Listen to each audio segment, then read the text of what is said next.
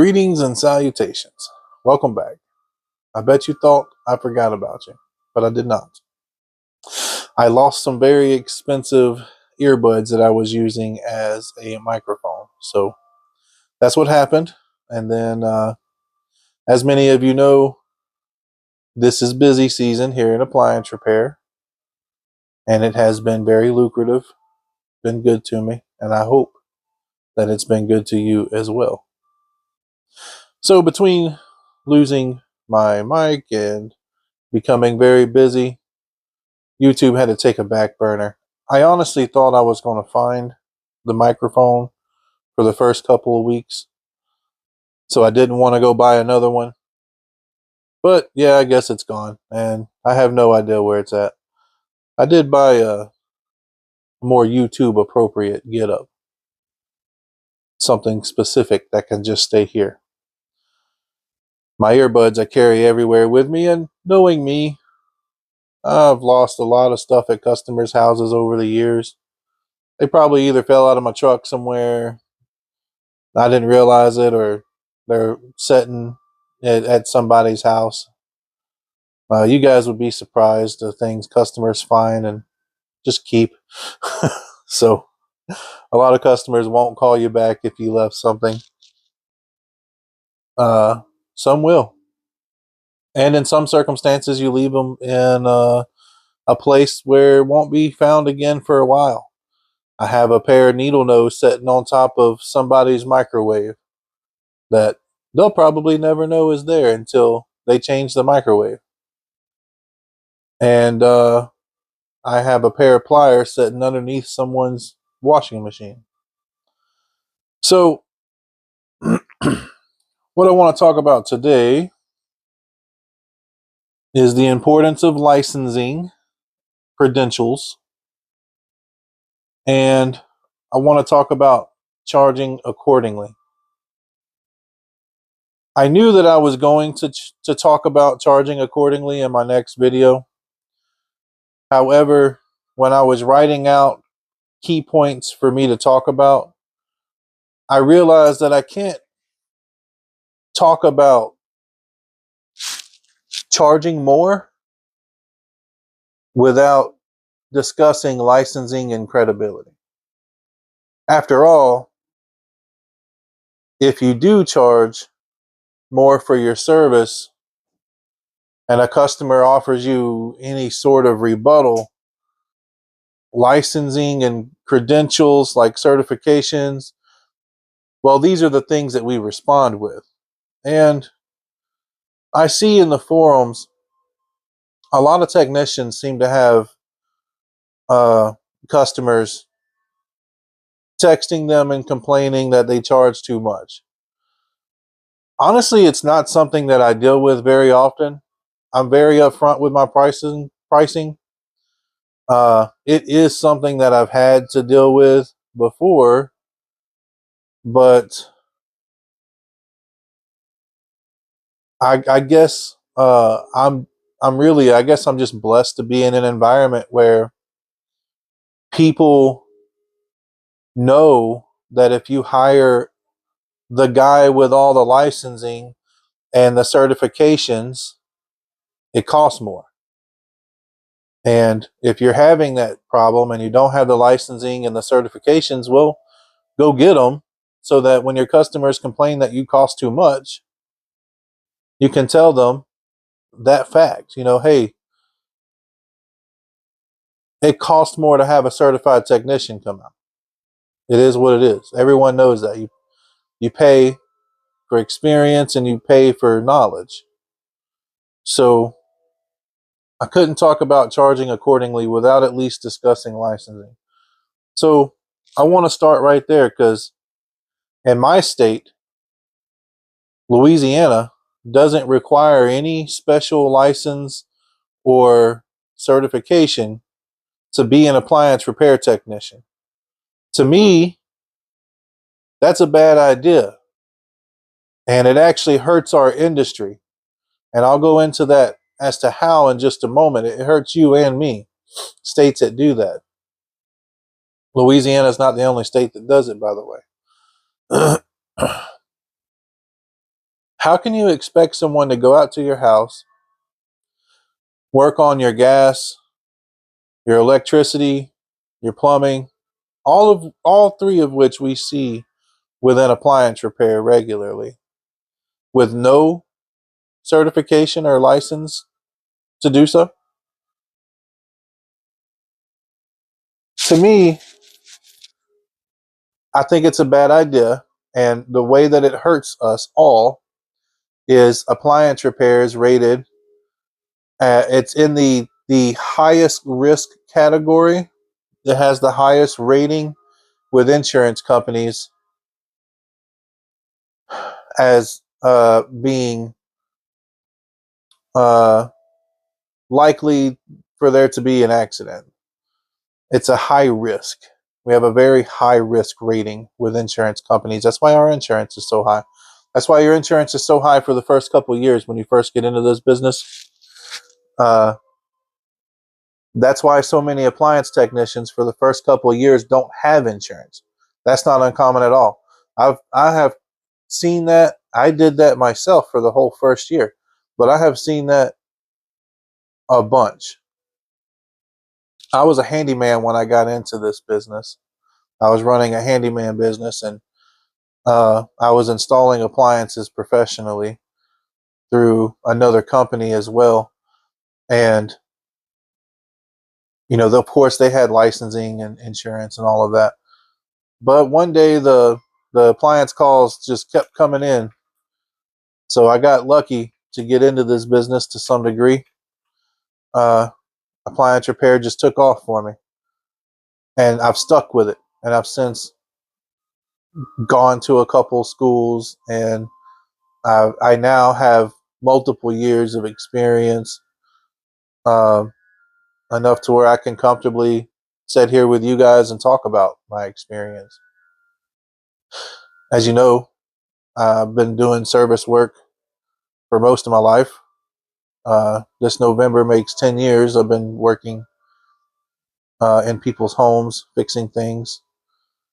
So I know quite a bit about it. And I know what it's like coming into it new with no capital.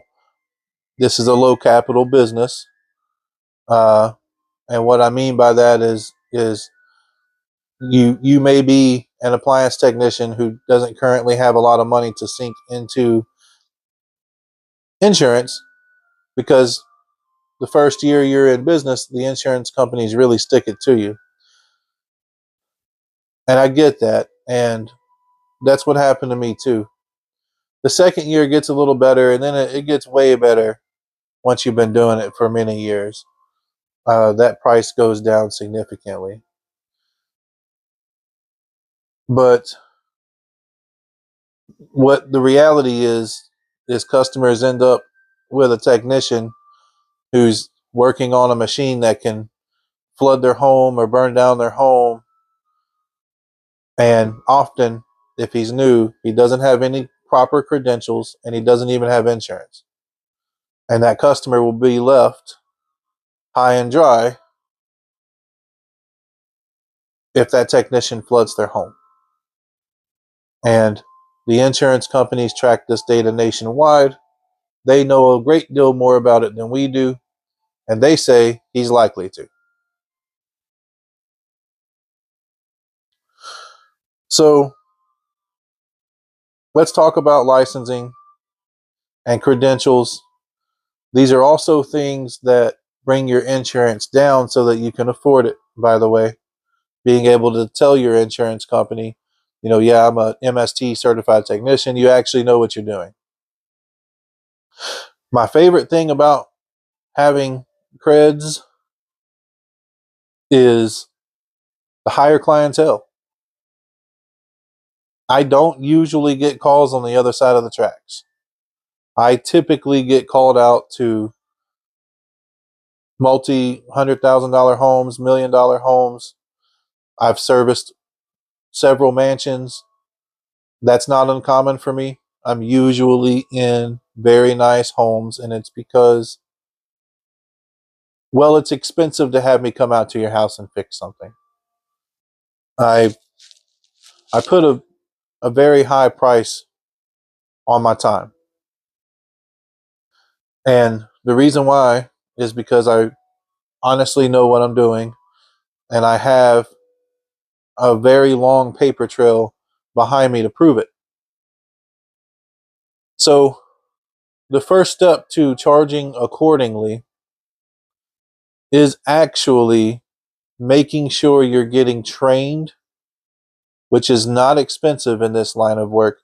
If you consider it's going to cost you 20 grand to be a plumber or an electrician minimum, my sister's an electrician. I think it cost her 30 or 40 grand. And here, to become an electrician, you also have to prove that you have over $10,000 in assets before they'll let you become a electrician or a general contractor. So that means you either have to have 10 grand in the bank account, or you have to have $10,000 worth of assets, like your home, things like that, in case you burn down somebody's house. It's interesting to me that appliance repair doesn't have to do that, but as someone who benefited a great deal from that lapse in judgment, I really can't say a whole lot about it. If I had to prove $10,000 in my bank account or $10,000 in assets to be an appliance technician, I wouldn't be here talking to you today. I would still be working for somebody else for a whole lot less, or I would still be out doing handyman work for a whole lot less. I was a very cheap handyman. So, hire clientele, pay more, they give you tips. This isn't a tipping industry, but it seems to me wealthy people give tips. And, maybe it's a moral thing. I'm really into giving money. I give tips too. Uh, if I go to Walmart or Academy and pick up a order, I usually throw those guys a couple bucks. I seem to be a much higher tipper, but I have been for a long time. It's just something that I do. I get tips even when you don't expect it. So whenever someone does a favor for me, I always throw them a couple of dollars. And I think maybe that's just a higher clientele thing. Uh, I don't get a tip working in a mobile home on the other side of the tracks. And I'm not out there looking for tips. I just want to be clear about that. I don't think this is a tipping industry, but it's a thing. When you work in high dollar homes, those customers will frequently give you 20, 40, 60 bucks for coming out and fixing their appliance today on top of what you already asked for. It happens all the time. So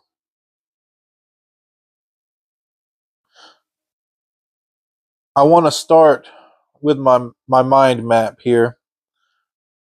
What I do is I just write down a few key points that I want to talk about, and then I pretty much wing it from there. So I don't want you guys thinking that I do AI generated scripts. Trust me, you'd know. I can't read a script to you. You would be able to tell. I don't care enough to actually put that much time into it either. So when you become a specialist, much like I've been saying just for the whole beginning of this video, when you become a specialist in appliance repair, you specialize in it. You have some training in your background, and I don't mean just going to work for Joe Smith for a couple of years. That's good. That's better than nothing, and I recommend you do it. But when I say you specialize in something, I mean you went to school for it. Okay, becoming a specialist means you get to charge more for the job. If you, like many of the technicians that I see, are having customers text you and complain about how much you charge them for a job, become a specialist and inform them that you specialize in this, and you will not get those messages. I don't. People complain on the phone sometimes when I tell them my price, but you know what? I convert those people into sales.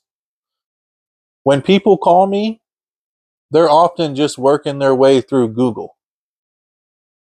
I don't always know how many customers or how many other techs they called before they got to me, but I convert 99% of my customers without a doubt. And actually specializing and letting the customer know that your common person is going to know that if they hire the specialist, it's going to cost more. Uh, you never hear people trying to find a good deal on a heart surgeon. You need a heart surgeon? Well, we can have the general ER guy do it, or you can have the heart specialist come in and do it, but he's going to cost 10 grand more. People know this. So once you specialize in this and you can market that and you tell people that, one, you'll convert more jobs. Two, you'll have less complaints about how much you charge. Another key point for the importance of licensing is job security. Again, my state doesn't require licensing. All they actually make you get is a business license, of course, and a license to work in the county. We call our counties parishes here in Louisiana, but that's an occupational license. For most trades, you have to take a test to get an occupational license. Here, you don't. You don't have to take a test to be an appliance repair technician. You just go, you promise to pay a certain amount of tax on all your customers, and they'll give you the occupational license. Now, it is going to cost you a bit more money to be legitimate and licensed and certified, but it's worth it. The added job security that you get with it is totally worth it. Warranty companies will want to work with you. Higher end people will want to work with you more often. Restaurants, if you're into that, which you can charge a premium for. Hotels, you can charge a premium for. These people won't touch you unless you're licensed. They have an obligation to their customers and to their bottom line to make sure that you know what you're doing, and they're willing to pay for it to keep their establishment out of danger while you're there working on things. And you will find quickly that you have a better job security than someone who doesn't. And I think there's two main reasons why. One, because you get to charge more, and more people are actively going to be looking for the guy who actually knows what he's doing and can prove it. The kind of clientele you get is way better for your bottom line, and they will continue to use you and share you with their friends. That is job security that the cheaper guy doesn't have. And the other thing, the other reason why it's higher job security is your own investment. I'm a certified collector in this state, and well, I'm a federally certified collector. I did repo for a while, I did collections for a while, and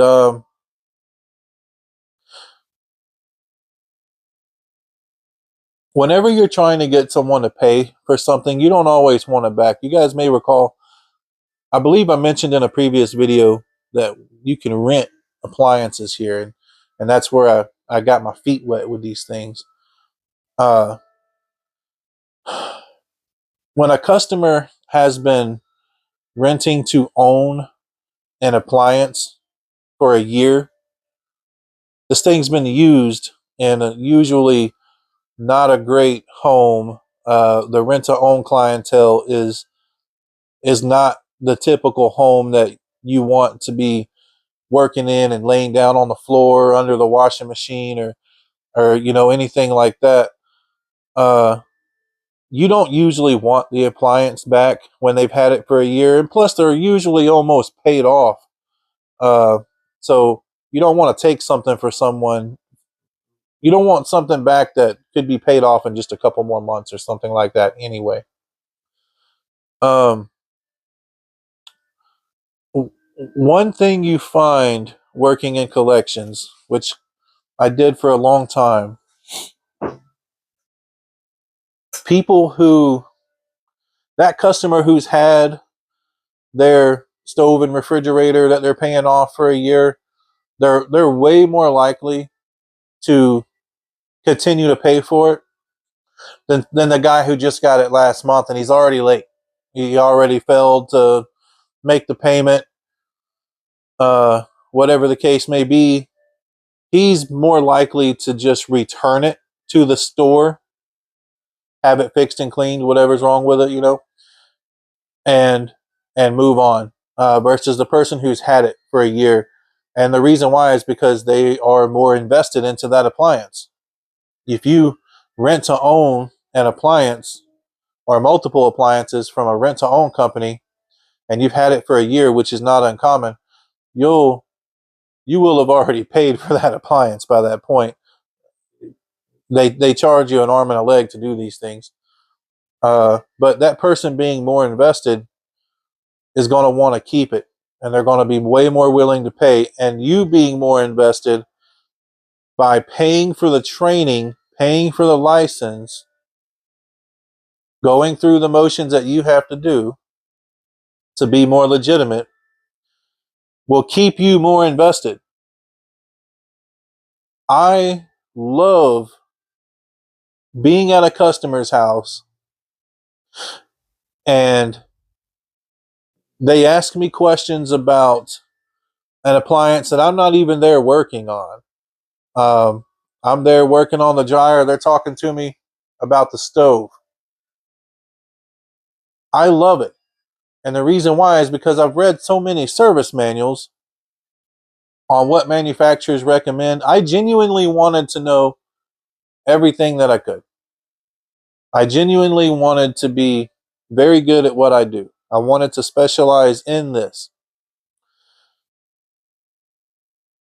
And the time and money that you put into it will keep you motivated to continue your education, to read the service manuals every once in a while at least,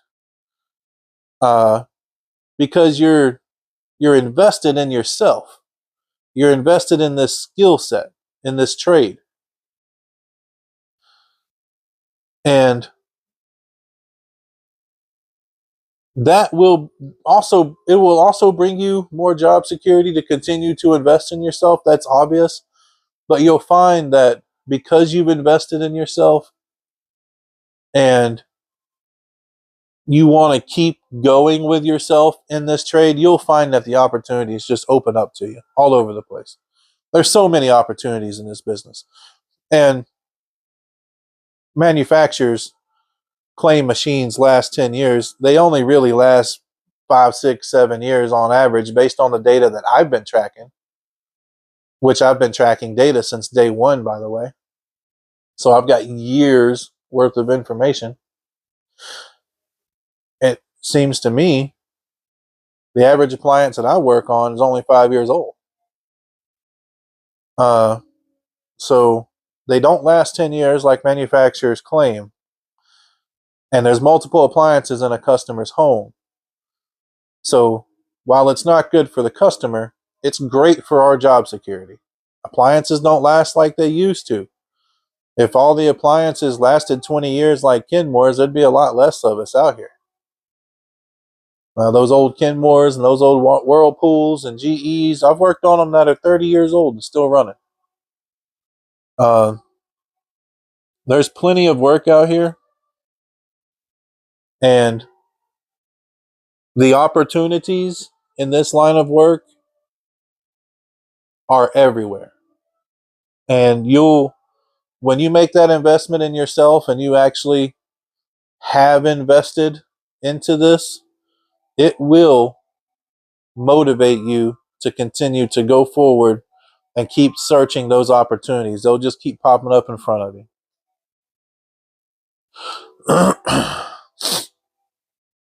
Already kind of talked about it, but having the credentials that go along with this trade, it's way easier to market your ability.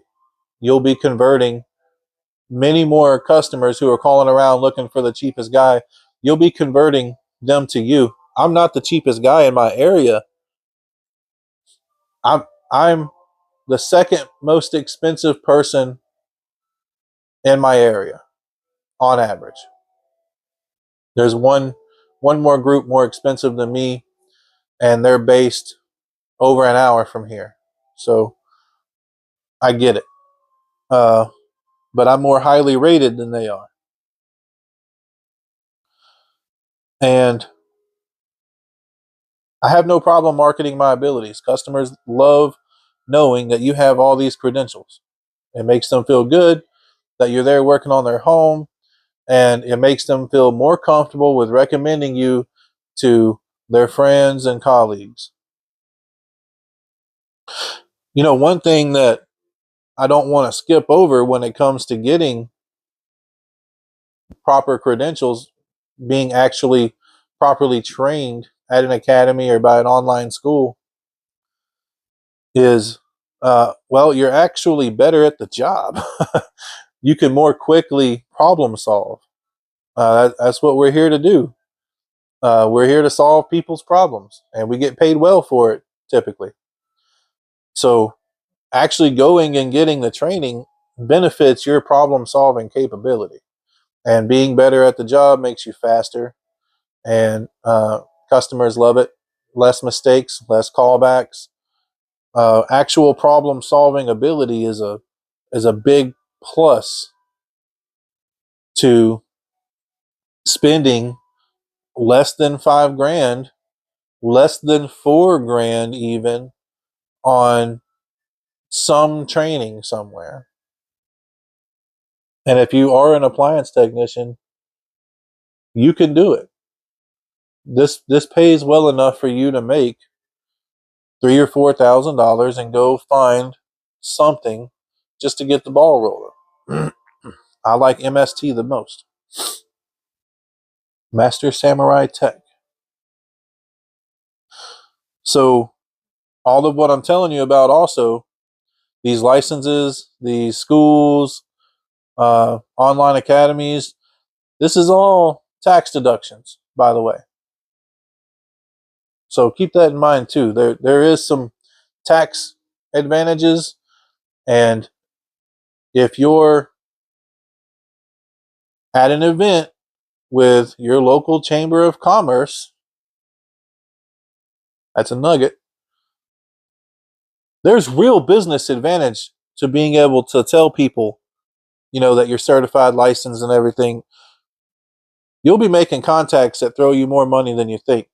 A lot of these guys are in real estate, and they don't really care all the time how much it costs to fix something. They just want the problem to go away. And property management guys are always at events like that. Realtors are always at events like that. So there's several business advantages to being able to lead with the fact that you on paper actually know what you're doing. It's the kind of world that we live in. There's always going to be customers that are calling around looking for the cheapest guy possible. The reason why I convert them into sales so often is because people know that they also want the guy with all the paperwork behind him. You can't get away from the fact that there is a small portion of people who legitimately cannot afford you. And just so you guys know, for that, I'm in a position the past several years where we give away appliances every year. Dishwashers, washing machines, dryers. We give them away every year. Frankly, I'd rather give you an appliance in some of these homes we give them to you. I'd rather just give you an appliance instead of actually go in there and work on it. That's beside the point, though. We give stuff away all the time. And just know that the very small percentage of people that simply can't afford it, you have the option of helping them over the phone for free, which I do all the time. I help people over the phone for free all the time. Don't mind doing that at all. And chances are you're not going to want to go out there anyway. I've been trying to come up with a soft way to land that doesn't seem like I'm being facetious, or I don't want to come off as Mr. Ego here, but I'm telling you,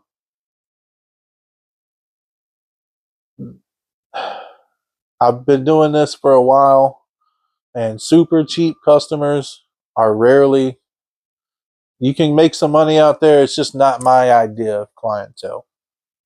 I'm very busy, and the job can't exceed too much. If they're already trying to save money just on a service call, ultimately you're going to end up hurting them more if you go out and charge them a service call and it costs too much to fix that appliance. They would have been better off just buying a washing machine from you or something, whatever the problem is. Or it would have been a good opportunity for you to bless someone with a washing machine if you have one. So keep that in mind. Cheap's not always what we're looking for here. We're here to make money, and that means being able to charge more for the job. So don't be so caught up on that 1% or whatever it may be of customer who's just going to have the cheapest guy come out and do it no matter what. Okay? Don't be caught up on that. That's not the kind of clientele that you may want after you get your license and your certifications. There's other higher paying jobs that will keep you just as busy. And it feels good whenever you do come across that customer, someone who's actually desperate and really needs their dryer fixed. It feels good to actually be able to help. Last Christmas, I gave a family a dryer, a nice dryer. And I waited for that lady to leave to go to work. She works at McDonald's. And when she left, I brought this dryer up to her front porch and wrapped it up in Christmas paper and left.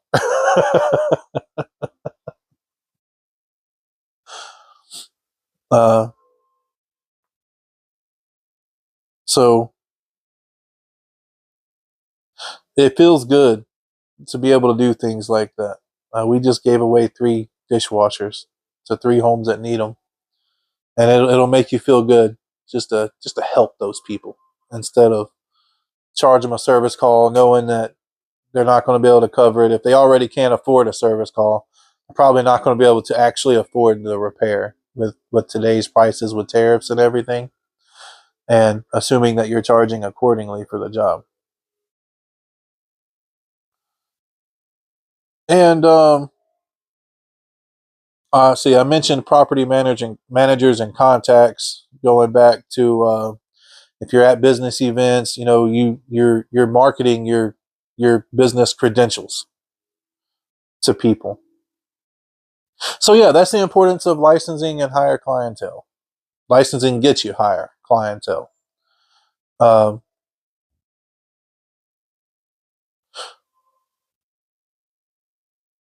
I want to give you the idea of be, do, have. It's a well-known idea. Uh, be, do, have. In order to have something, you have to do something. In order to do something, you have to be something. Be an appliance technician. In order to be an appliance technician, you need to be able to do the job. Okay? Go get trained, go get some proper credentials, you'll be an appliance technician and you'll be able to do the job. And when you're able to do, then you'll have. So if you're just now getting into this business, I understand you probably don't have a ton of money to throw at it. But as you're doing it, make sure you're saving. This will you should be making at least $100 every job. There's no reason for anyone in this line of work to make less than $100 every job. That's 10 jobs for $1,000. You can get yourself hooked up for $1,000 somewhere with something. You'll be able to go get your actual license to do business in your area, and that's immediately marketable. But it'll cost less than $1,000, and you do that just 30 customers, which is easy to get. 30 customers. Call Angie's Leads if you got to. I don't actually recommend them, but find the 30 customers. I mean, I don't know. Sign up for a contract. One of my friends does really well on it. I think they charge too much. The customer leaves Angie Leads and calls me on Google anyway. So for me, it didn't work. It worked at first. Home Advisor, that was a company that I used for a long time. That worked. And with all the money I paid them, I made twice as much. I do have a friend who uses a contract version of Angie Leads that is working well. So don't let me steer you away from it. But wherever you got to go get your work from, go get the work.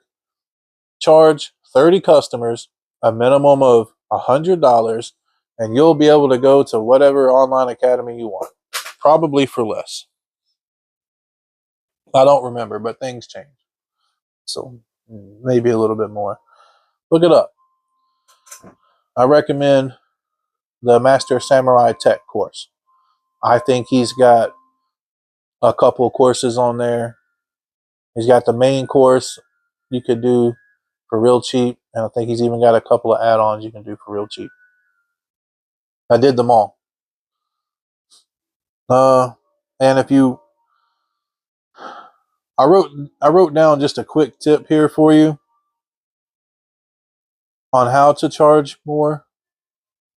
I wrote down, calculate the true cost and add 135% for your profit margin. This number goes down the closer you get to $300.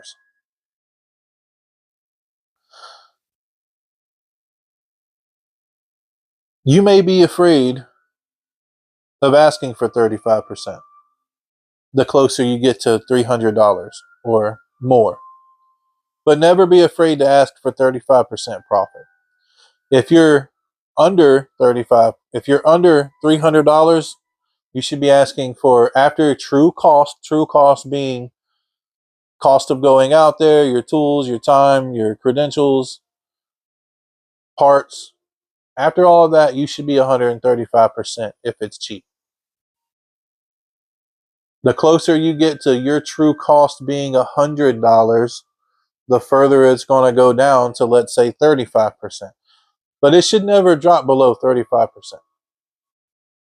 You should always be making at least 35%, unless you're doing something that's very expensive. I mean, even my most recent expensive one, $18,000 fridge. Yeah, I still think we made over 35% on that. I'd have to sit down and do the math, but you should. That's just a quick tip. This isn't something that I'm lining out as a business plan for you here. I'm just telling you what I figured would be a good idea just to throw out there, just to get your mind working. Sit down with a calculator and figure out your prices. Calculate your true cost on a job, and then add 135% to it. That's the cost for the customer to have you come out. If your true cost is going to be $300, I get not adding 135%. I get that. If the customer is buying $300 worth of parts, yes, of course. The closer you get to the $300 figure, the more and more it has gone down. Okay? This is just a quick tip, just a rough estimate on what it might look like for you. And then personally, I wouldn't want to see you drop below a 35% profit margin. That includes everything. Your true cost is everything. The actual cost of parts, the actual cost of driving out there, everything. If the customer is buying $300 worth of parts from you, you should still be charging at least 35%. Your profit margin should not drop below 35%. Okay? Let's see if I probably have a calculator on this thing.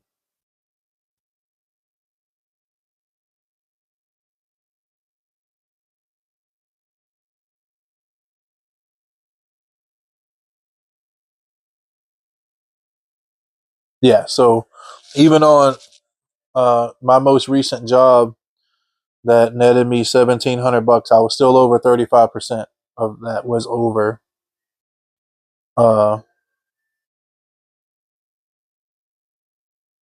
I was still over 35% profit. That lady paid $1,700 to fix an $18,000 refrigerator. Yeah. So don't be afraid to ask for it. You can get it. And if you're marketing your skills, if you have the skills to market, and you're marketing your skills and you're marketing your license and you're marketing your credentials, you're going to get it. You're going to land a lot of customers who are not even going to bat an eye at spending $1,700 to fix an $18,000 refrigerator. Okay? They're not even going to care. And what's this particular customer that I was just using as an example, she actually had another technician out there 3 times. She spent $400 and something with parts just with that guy before she finally decided to call someone who's reputable.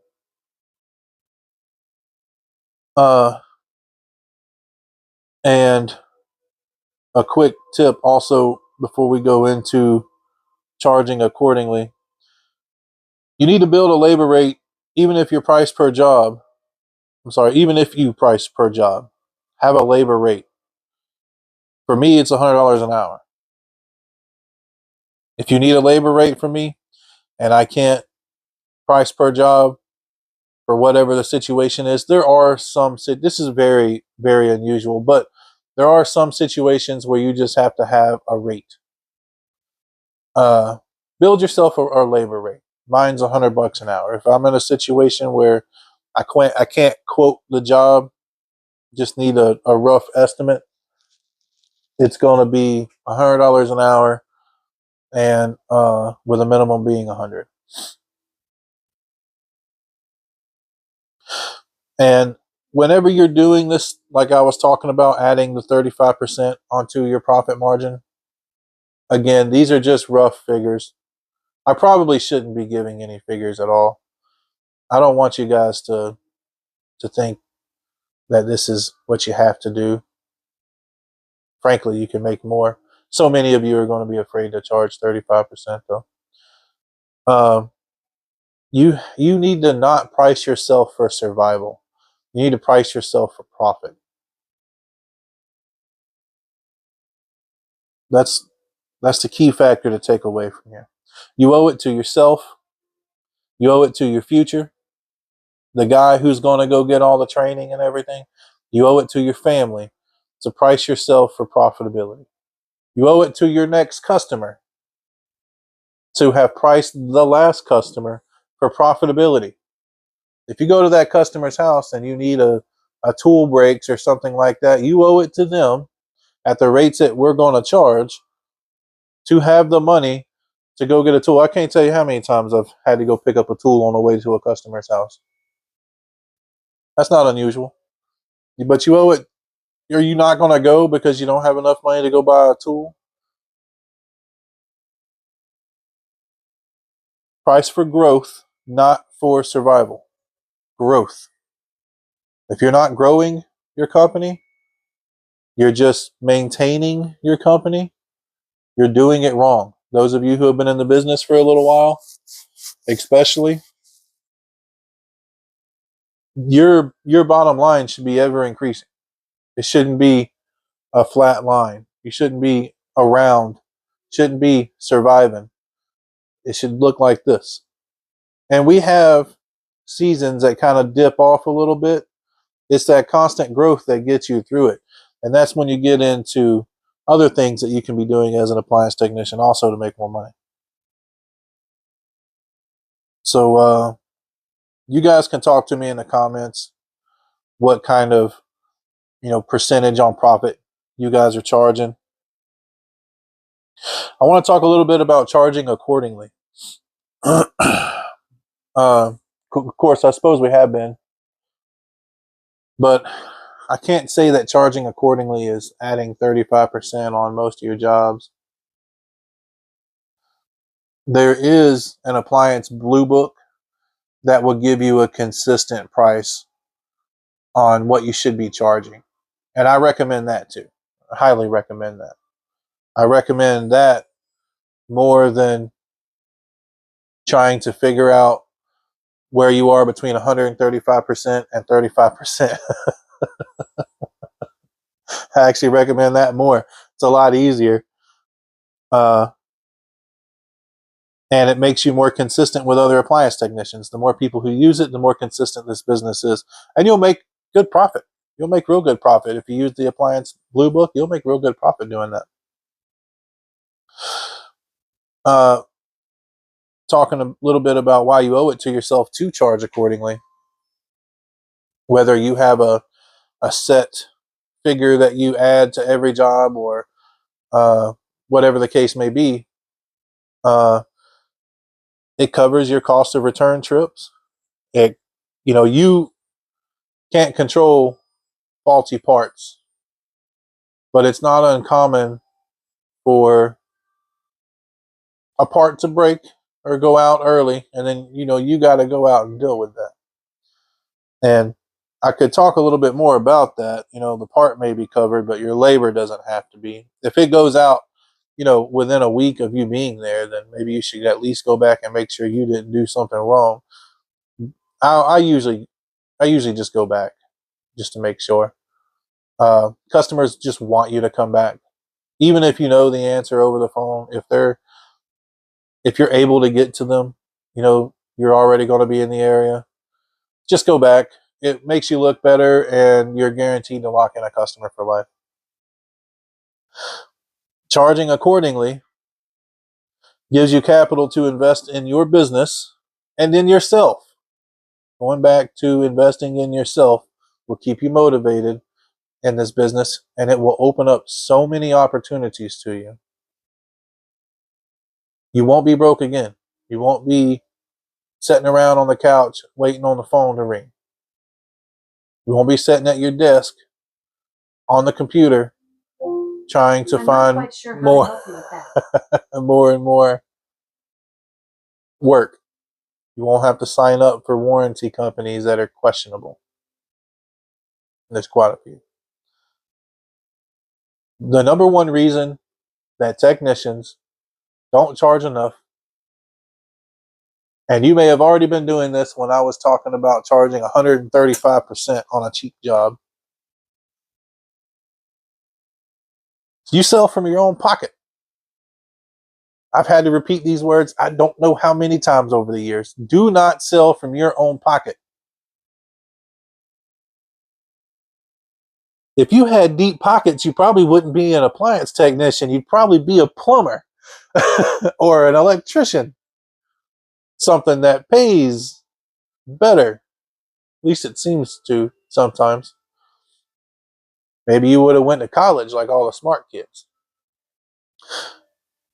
Don't sell from your own pocket.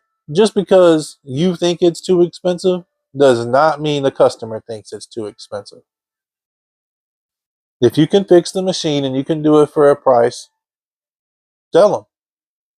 If the customer deems it's too expensive, by all means. There are situations where Yeah, you probably shouldn't spend $600 fixing a $500 Whirlpool, and let the customer decide that. Will they spend $300 plus on a board replacement? A job that you can easily come in and do in 10 minutes, and they won't have to go through the motions of buying another one, having it delivered, having it installed. Sell your customers on that. Don't be running around trying to collect service calls. Actually fix stuff. You'll make way more money. Do not sell from your own pocket. Just because you think, oh, I got to ask this customer for $350 for this Whirlpool that's on sale at Lowe's right now for $499. I don't care if it's on sale for $400.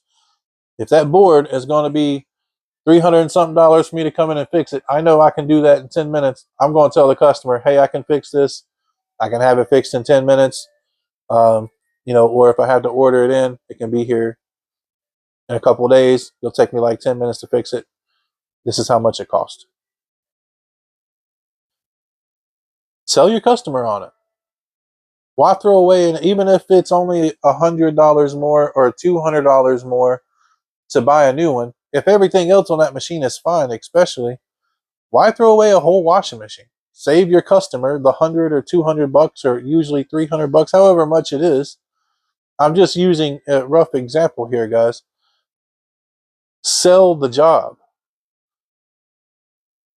Tell the customer the benefits of fixing the machine.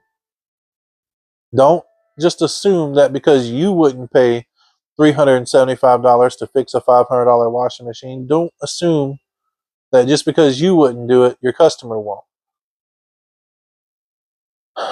You may find, especially if you're in a small town, I don't know if you guys get this in the bigger cities. I really don't. I would assume so. If you're a good person and your customers like you and you look professional and you're courteous and you're doing a good job, especially if they've used you in the past, you may find that the customer just wants to give you the money anyway. They trust you more than they do Lowe's. So it would be a mistake to talk your customer out of a repair because you think it's too expensive. If there's reasons not to repair it, if the board's bad and it's got a bearing leak, yeah, that might be the line, something like that. Uh, use your own experience, your own expertise, and whether or not you want to come back and work on this thing is always a question that we ask ourselves, especially in that hypothetical bad board and a bearing leak. If you think you're going to be back in a few months to fix the bearings, you might decide if you want to do that or not. But for the most part, the main reason why technicians don't sell customers expensive jobs is because they think they're asking for too much, but they're not. Most customers, especially if you got the parts on your truck, that's a nugget right there. Especially if you got the parts right here and now, and you can fix this thing right here and now, those customers are going to gladly, with a smile, give you whatever you ask for 9 times out of 10. It's faulty thinking that makes people afraid to sell something that's expensive. But I'll tell you something you don't already know. It's easier to make $500 than it is to make $50. I remember when I first became an appliance technician, you could call me out to your house. Well, back when I was a handyman, really. You could call me out to your house for $65 and I would go. Now it's more than twice that. It would take me an hour to make $50, $65. As a handyman, I actually did my hourly rate as a handyman was $17. I think at one point I was $17.35, something like that. I did eventually go up to $19 an hour, but for a long time I was $17 an hour, 17 and some change. And well, do the math on that. I mean, it takes a few hours to make $50, just $50. Now I make $500 in 30 minutes. It's easier to make $500 than it is to make 50. It's far easier. In order for the guy who charges $50 an hour for the same job, how many of those jobs does he have to do to make that same $500 versus you just made it in one call, $500. And now you have all this money to invest in yourself and your business and your family. It's easier to make $1,000 than it is to make $500. We get it confused because people that don't know any better sell with their own pockets. Any poor person in the world, for the most part, I hate that we live in that society. Everybody likes to overthink things. Most poor people will tell you you can't make $500 easier than you can make 50. But it's not true. I can make $500 on the same job that someone else is making 50 on. Because I'm not afraid to sell it. Some people will buy it. Some people won't. So what? No, I don't want to ride around collecting service calls all day. And I don't. We do a lot of repairs. I want to sell my customers on the repair. I tell my customers the benefit of having this machine repaired here and now instead of waiting and having to order in another one and have it delivered and installed and all this. There's consequence to having that guy who gets paid $15 an hour come and install your washing machine. I know because I was that guy. One time I flooded somebody's kitchen years ago when I was still a real young guy. I didn't screw in a dishwasher line all the way that we had problems. We had to take this line out so many times. The floors were done up to the dishwasher. Anyone who's been in the business for a little while knows exactly what I'm talking about, how annoying that is.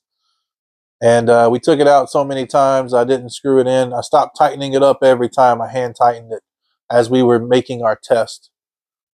And yeah, left it hand tight. We were 2 hours away from that customer's house when we got the phone call that her water was all over the kitchen and pouring out of the cabinets. These things happen.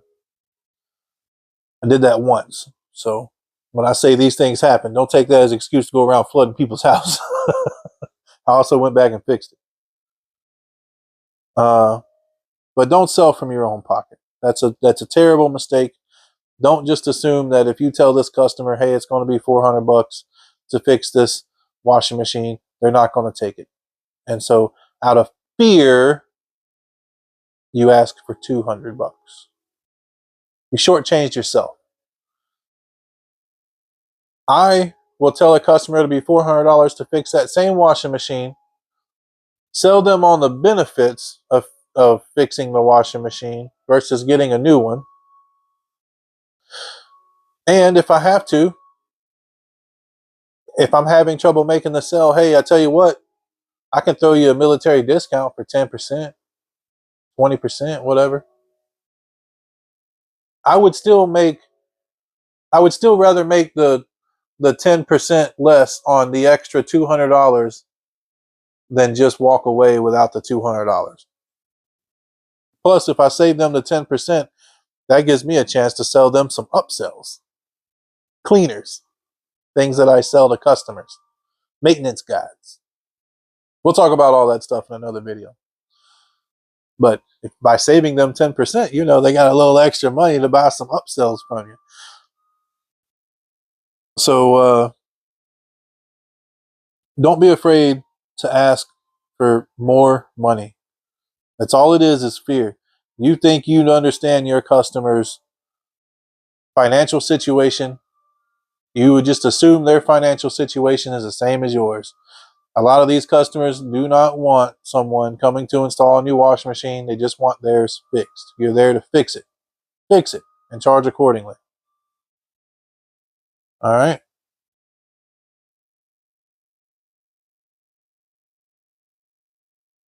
It's way easier to make $500 on one job than it is 50. Also, the extra money that you make from charging accordingly, and if you don't know how much you should charge and you don't want to do any math, just go get the appliance blue book. That extra money is going to give you free time, which prevents burnout, which makes you a better salesman. Don't think that you're not selling. Don't think that you just hate sales. Everyone's being sold. You're being sold something. You might have been sold that you hate sales. Everyone's selling at all times of the day. What you're being sold changes. You didn't come out of the womb wanting a 2025 Chevrolet Silverado. You were sold that. You didn't come out of the womb wanting last year's Camaro. You were sold that.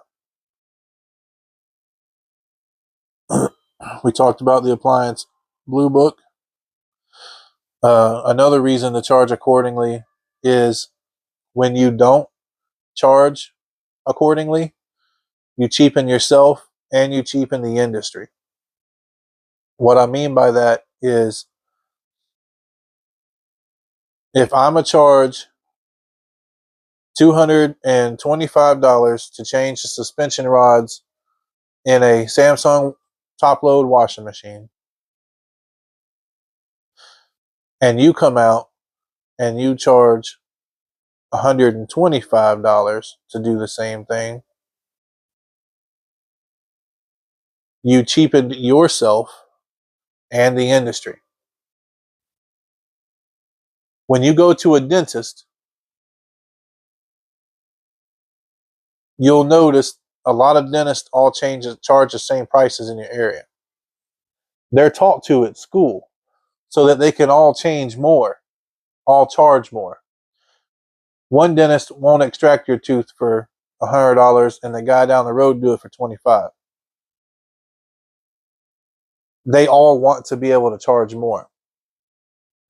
You came in, made yourself look cheaper with the $125 for suspension rods. You barely made anything at $125. You barely made anything at all.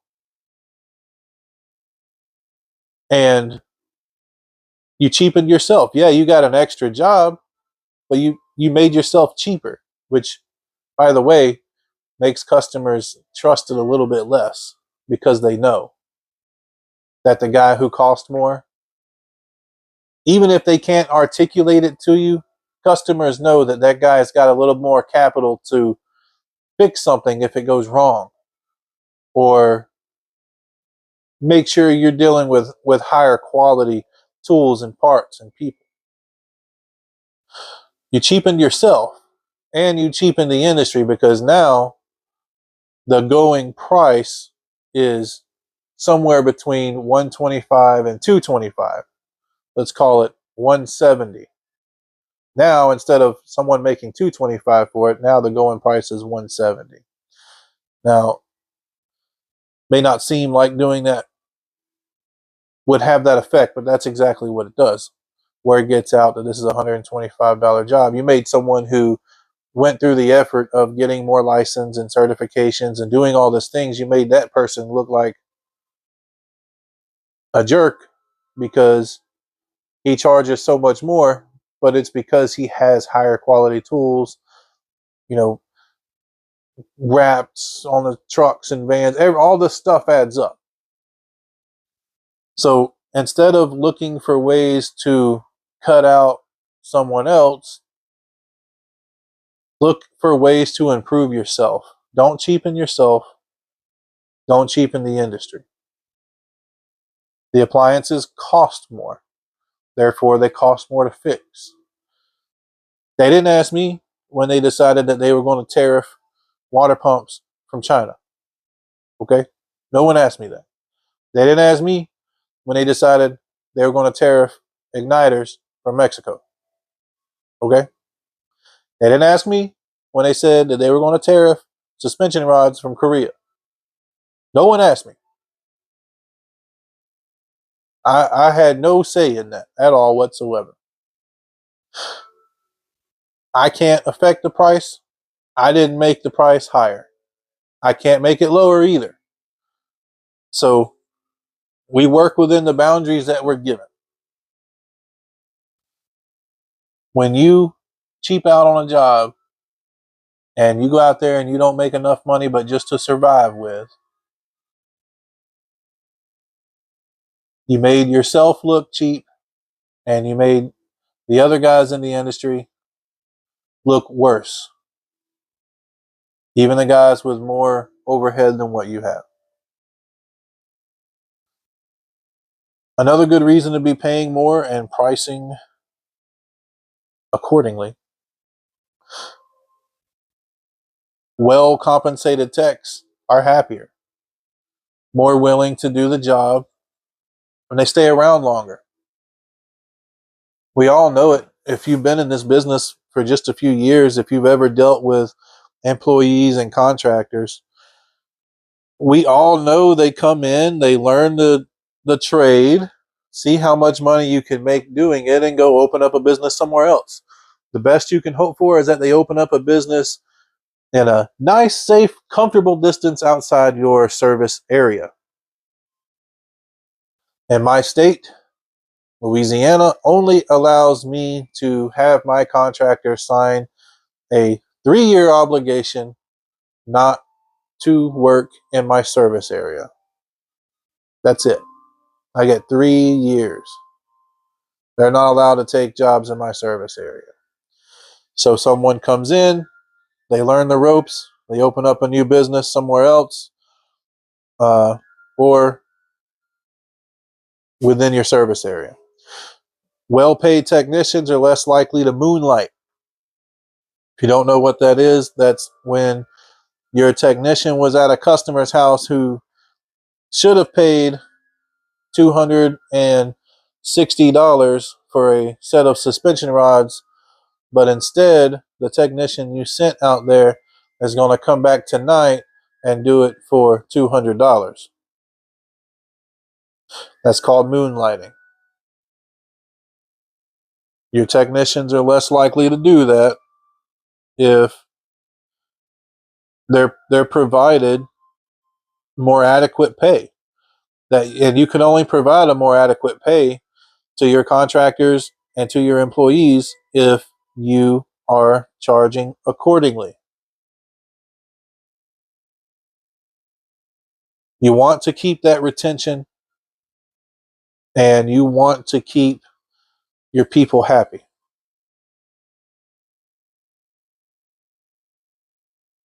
Another benefit to charging accordingly, it keeps you from having to rush and cut corners. I love that about my job, y'all. I do not ever really feel rushed. It takes as long as it takes. If I am late, I'm usually not. But if I am late, you know what I'm gonna tell the next person? Hey, I'm sorry I'm late. I got stuck on another machine, and if I have to stay at your house for an extra 20 minutes to fix yours, I'll do it too. They don't care. And I'm gonna go ahead and tell you right now, I'm on time pretty much every time. And I have customers that are 30 and 45 minutes away from each other. So if I can do it, so can you. I'm early more than I'm late. I don't like being early. Because if you're too early, you gotta sit around and wait for customers to show up sometimes.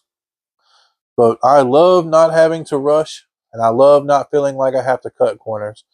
I don't have to buy super cheap parts that'll keep me awake at night, wondering if these cheap parts are going to catch on fire, start shooting sparks or something like that. These things happen. That keeps my returns down, which mine are very low anyway. Uh, I don't have to worry about. I, I put name brand. I'm not trying to brag here. I put name brand, very long lasting tires on all my trucks, and they are expensive. Um, it's hard to say exactly how much because I think the last time I got a set, I had more done than just the tires. I think I was also due for brakes or something. Most recently, my tire bill costed me $3,000. Uh, and that was brakes and tires, all 4 brand new tires, mount balance. Seems a little high, so maybe something else. It was Firestone though. Firestone has some fantastic like 80 and 90,000 mile tires. I mean, they last a real long time. So the point that I'm making here is I remember what it was like riding around in my 1980 F-150 with the cheapest tires they sell at Walmart. I remember what that was like. Uh, I remember also coming home one night and somebody jumped off the interstate right in front of me and I had to slam my brake. And when I slammed my brake, instead of my truck just screeching to a halt, the rear end of the truck slid sideways. Even though I was driving straight, the back of the truck went sideways across another lane.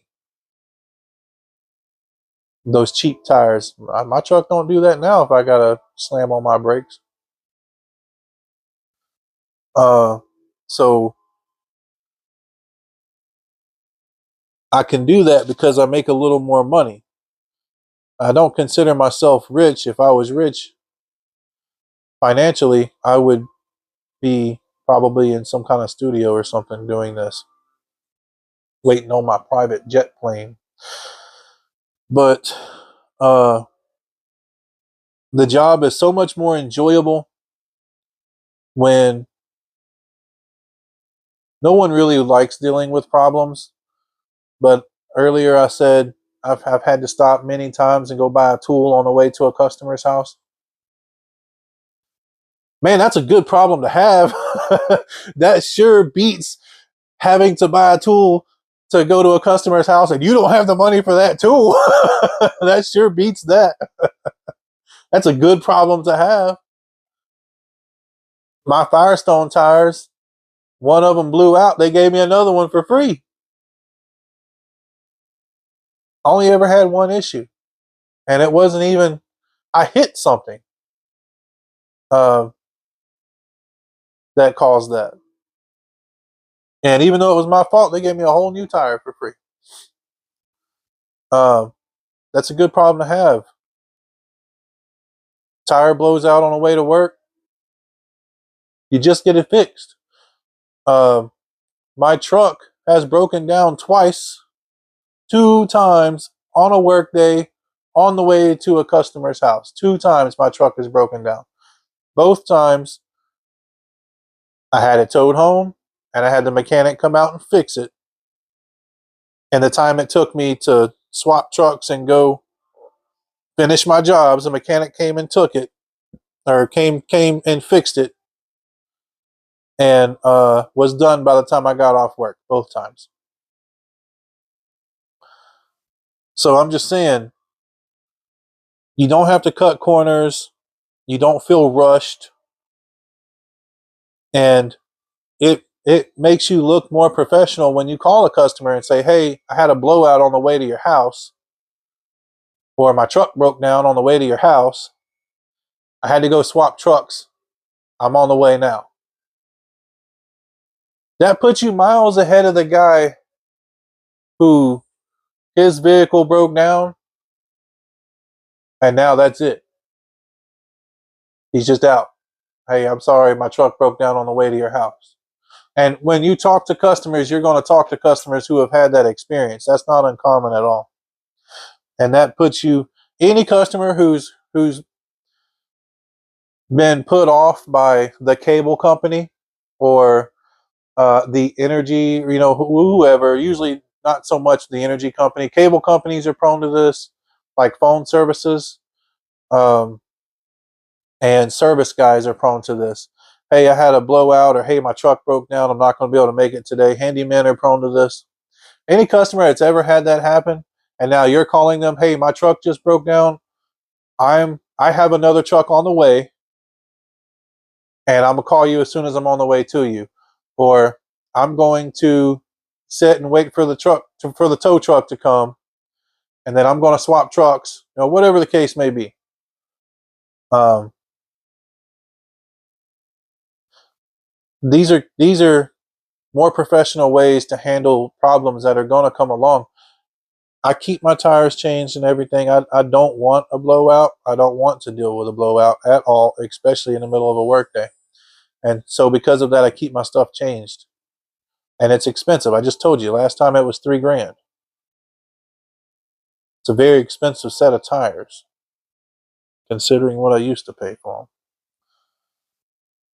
That doesn't even include rims. That's just $3,000 for a set of tires and some brakes. Had to have been something else on there because I remember it was $3,001. But it also was Firestone, if you know what that is. They're expensive.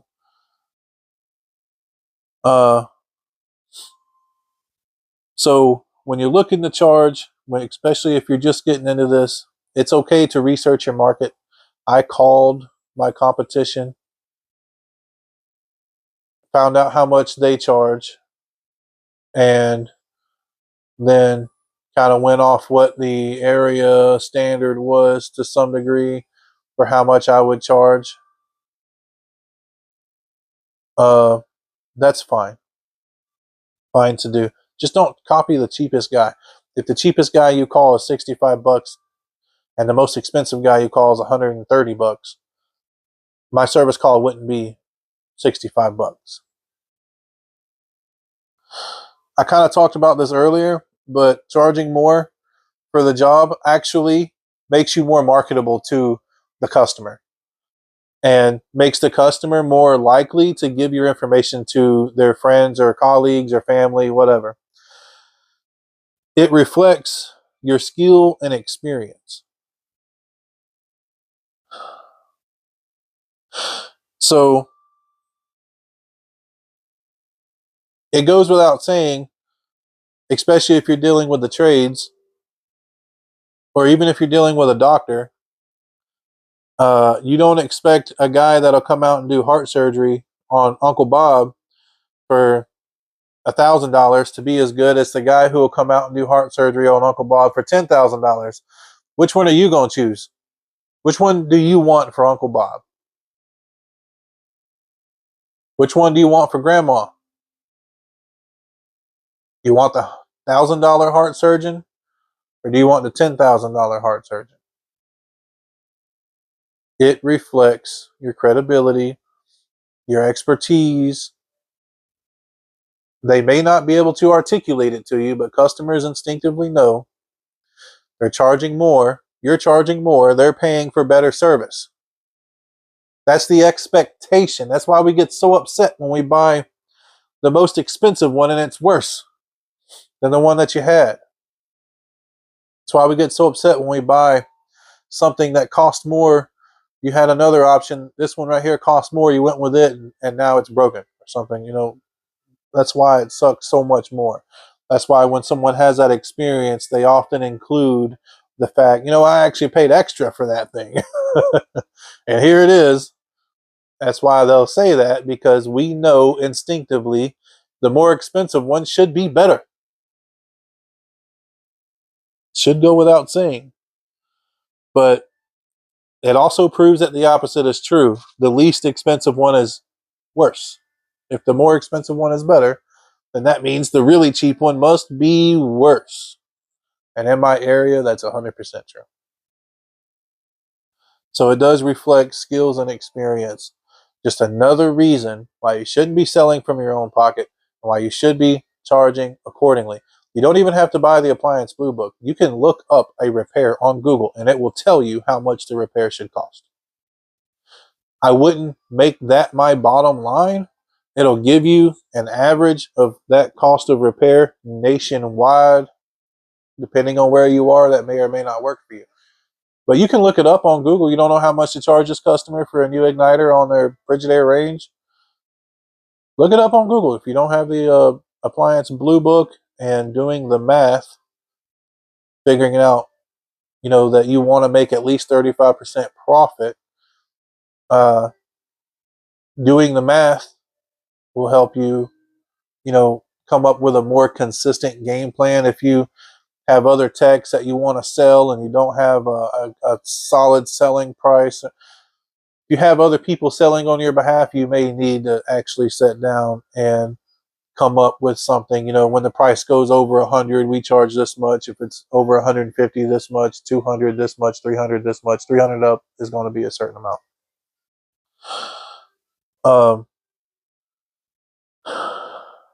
But you can look it up on Google and figure out what your profit is.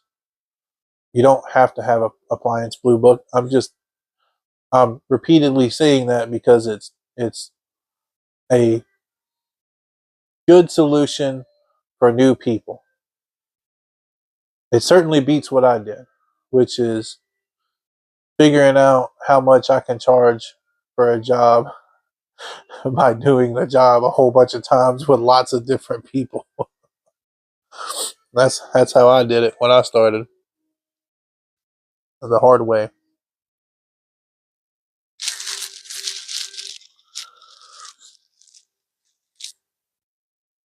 So don't compete with DIYers or cheap techs. Yes, the customer can do it for half the price if they look it up on YouTube and do it themselves. Yeah. And if a customer tells you that, tell them the truth. I'm sorry, I don't compete with do it yourself. I don't compete with other techs. I know I'm expensive. I can sit here in front of you guys and call other techs in my area and make a joke about them being too expensive, and they would on right here on camera rebuttal something in the way of, what you mean I'm too expensive. I know I'm expensive. They know I'm expensive. And I recommend you be expensive. Post, license, certifications, and let's say 5 years experience. So don't compete with do-it-yourselfers. That's DIY. And don't compete with cheap techs. All right? It's just not worth it. And don't compete with unlicensed. Sorry, guys, I dropped some stuff. Dropped my pen. I got to keep everything marked off because I just write down a bunch of points.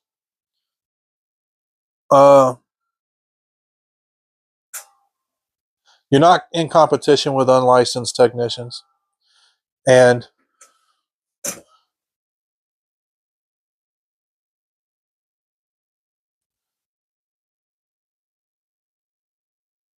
don't allow yourself to get angry when you've been doing it for years.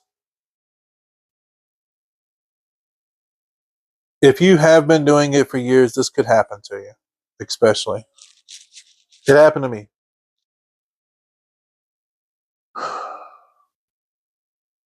Yes, you're going to be charging more and you're going to have more overhead if you're going along with everything I'm telling you about, like the $3,000 tires and all that stuff. Well worth it, yes, but it's expensive, and it means I also have my higher profit rate, range also has more coming out of it too.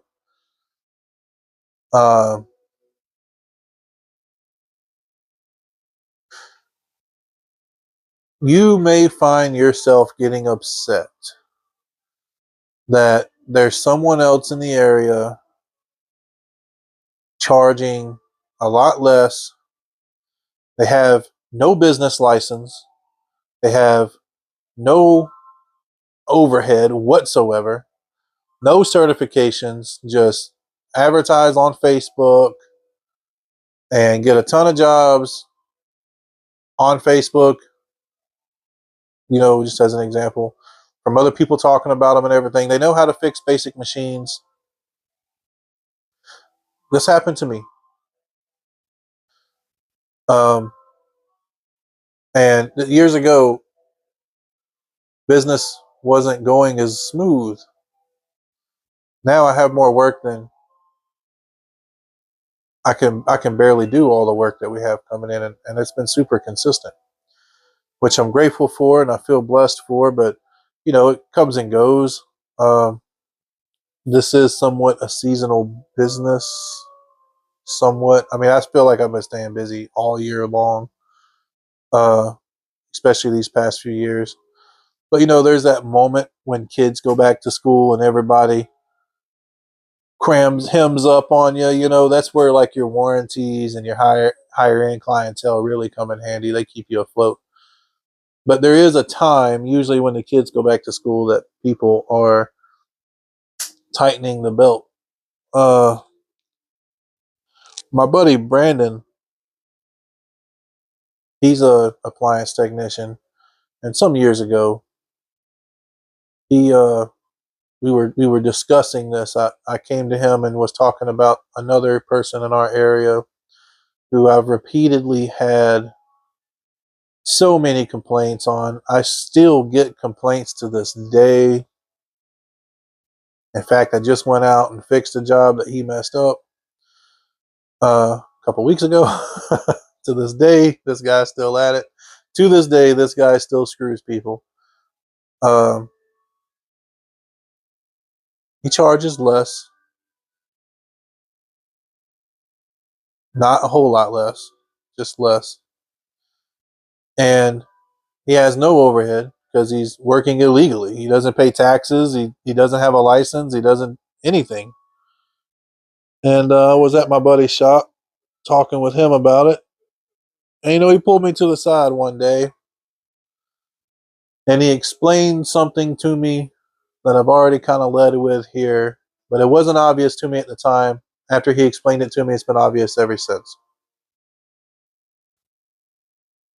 The difference in the jobs that you're going to get having a license and a certification, the reason why I don't get customers complaining about how much I cost is because I cost more up front, and when you look into me, the first thing you're going to discover is that I have all these credentials backing me up. And I look the part. I'm not going to show up in a car. I show up in a whole appliance truck with a wrap and strobe lights and all this stuff. My friend pulled me to the side and pointed out the difference in the quality of the jobs that guy gets versus what I get. And you know what the reality is? We need those people. We need the guy who wants to go make $100 working in homes that I don't particularly want to work in. You may have noticed I'm a big fella. I work in lots of mobile homes. I don't really enjoy the utility rooms in mobile homes in particular. I'm a big guy. I need room to wiggle. All right. It's hard to dance. So don't get upset if there's someone in your area that doesn't have a license and doesn't have any credentials and he's just running around getting all these jobs. So it seems. It's typically not the case. I remember I should have never let it bother me in the first place because I remember what it was like to be that guy. But it may feel that way to you, that you're losing customers. but you're not. You're not losing any customers to some guy running around who doesn't know what he's doing. Every time he messes up something, and he will, because he has no training, those customers are going to call you, and you're going to be locked in for life with those customers. So it's not a pro or anything for going and get licensed and certified, but it is an experience that I had. Once you start dishing out all this money to all these different places, you may find that it kind of gives you a little chip on your shoulder about all the guys who aren't doing it. And you are. But I'm telling you, let them stay in the back, because the clientele that you're going to get will often pay a whole lot more. Just for me to come out to your house is already more than, pretty much, other than one person, it's more than everyone else in my area, just for me to park the truck. I don't promise anything, but parking the truck in your driveway and going and looking at what you got going on already costs more. And I'm not saying that's what you should do. I'm just saying don't be afraid to do that, because the kind of customers that you get from it is higher quality customers. I have worked on the other side of the tracks. I think many of you know what I mean when I say that. I have worked in homes valued, less than $30,000 or something. I don't have a good way to put it to you. I've worked in really poor people with broke homes, with nasty homes. I've worked in some really nasty homes. November makes 10 years I've been doing service work. I've worked, rent to own, washing machines, dryers, stoves, people who can't even afford the appliance, who are going to be paying so much a week to rent to own the appliance. I'm making payments on it every week or every month. I've seen plenty of truly nasty situations. And my service call being what it is, honestly keeps me out of that most of the time. Maybe one to four times a year I might be in a home I'd rather not be in. It's really not that often. It's really not. And even then, so when it is something I'd really rather not be doing, it's usually like in a mobile home and it's tight, which is my own fault because I weigh too much. Something else I could talk about too. I let myself get kind of big over the years. But I'd rather a tight space than a nasty space any day of the week. I think I talked about everything. Price for growth, not for survival. Growth. I've given you a whole lot of reasons to charge accordingly. The only reason I can think of that you wouldn't charge accordingly is out of fear of asking the customer for too much money, which is a mistake on your part, because for every reason that you can come up with to not fix the appliance, I can come up with a reason why you should. So if you try to sell something to a customer and you tell them all the reasons why they should do it, that's great. Also include all the reasons,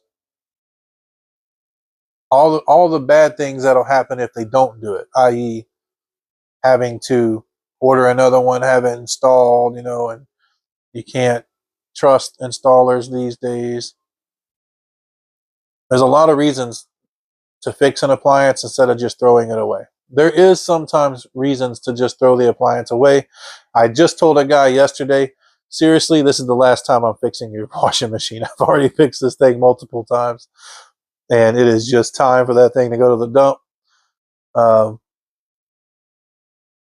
He knew it last time I was there, and he still pays me to fix the washing machine anyway. And as long as he's willing to pay me, I'm willing to do it. But there are some situations. As a matter of fact, yesterday I was on a Maytag that was so bad. The bearings were so bad in this thing. Water was leaking out of it. Yeah, that one's going to the dump. That one's not only a that thing had been left that way also while she was on vacation. Oh, it was a health risk to work on that thing.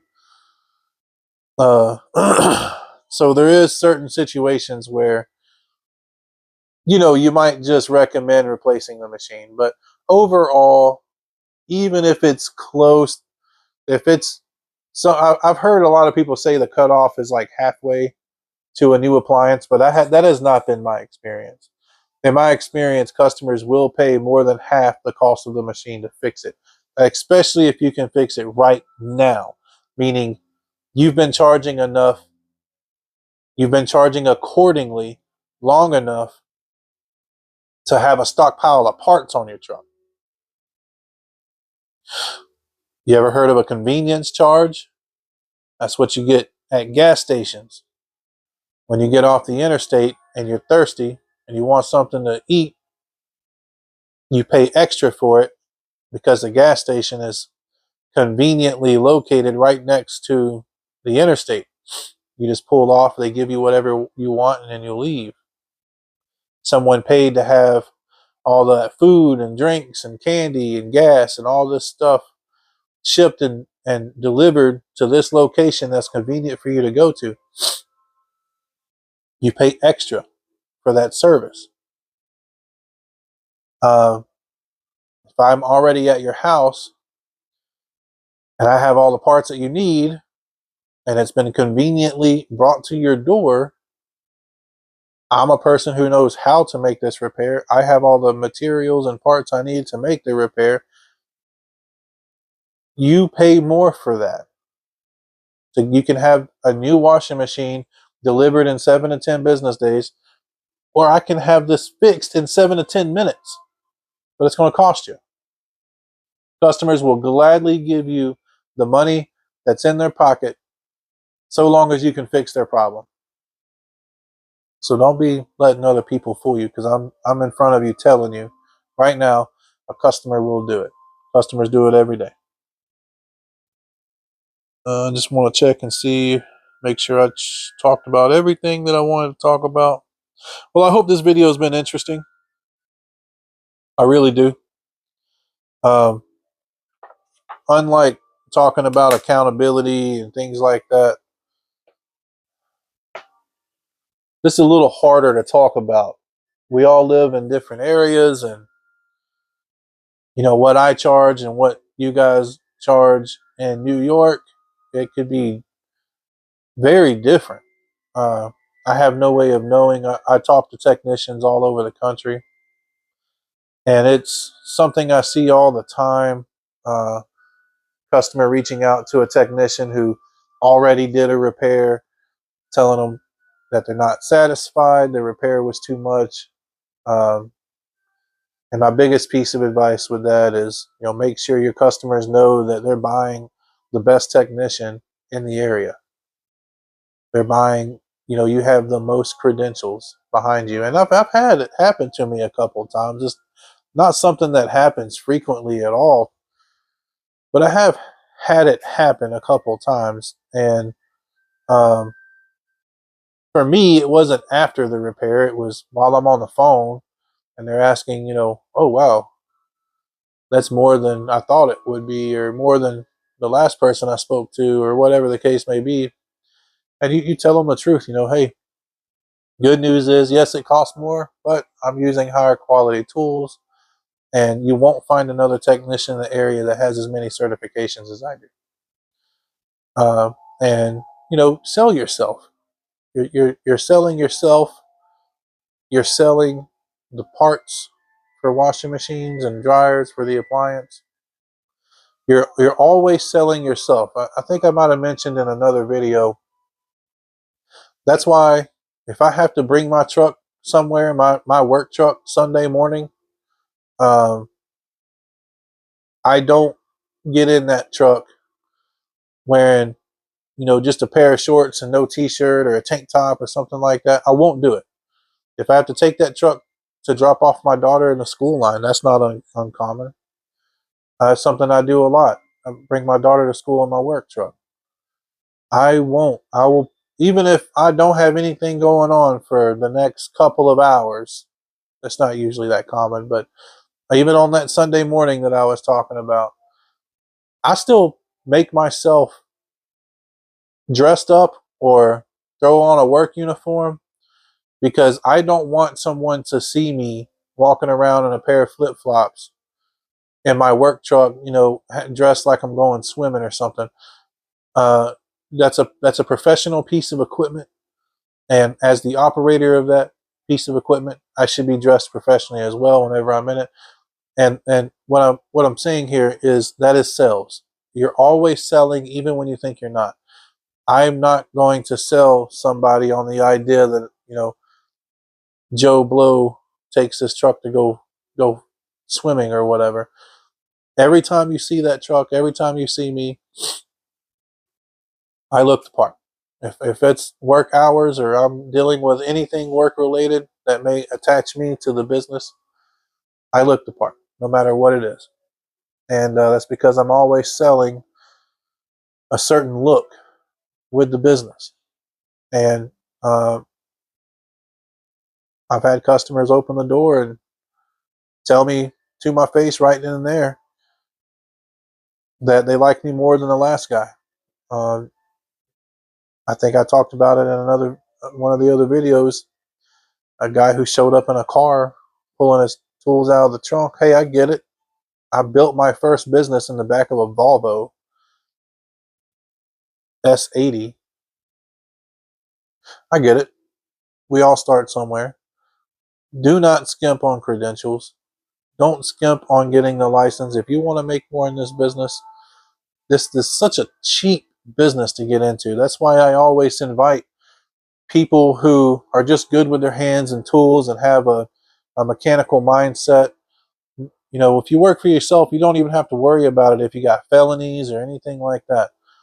If you're, running a clean life now, we want you here in the trades. We want you here in appliance repair. These machines are being made terribly and they're going to keep breaking all over the place. I promise you there's enough work for everybody. And it's so easy to get into this business. There's usually no educational requirement, usually minimum license. Most people start off in this line of work working for a year or two without even having insurance, riding on a prayer that nothing gets burned or flooded. So don't be afraid to invest in yourself. You're learning a skill here that's going to take you far. If it wasn't for appliance repair, I would probably still be either running a handyman business. I wouldn't be making nearly as much as I am right now because, frankly, I'm not a great handyman. Uh, and or I would end up, my only real skill set over the years was collections, other than appliance repair and handyman. I've had a few off and on jobs here and there, but most of my experience is fixing things and collections. Those are my two biggest points of experience. Customer service and sales kind of go along with everything. But if it wasn't for appliance repair being easily accessible, I have no idea what I would be doing. I probably wouldn't be having enough time to sit here on a Tuesday morning and talk to you guys. Not getting paid to do this, guys. I mean, I'm trying to give free advice here. So make sure you're charging enough and don't be afraid to invest in yourself. It'll change your whole life. Investing in yourself and developing some skill sets will change. It'll change you. It'll change your outlook on the world around you. And it'll just overall make you a better person, a person who's getting paid a little more, a person who feels like they're doing some good in the community is a happy person. And happy people are more forgiving when they get cut off in traffic, and they're more giving when it comes to money and materials.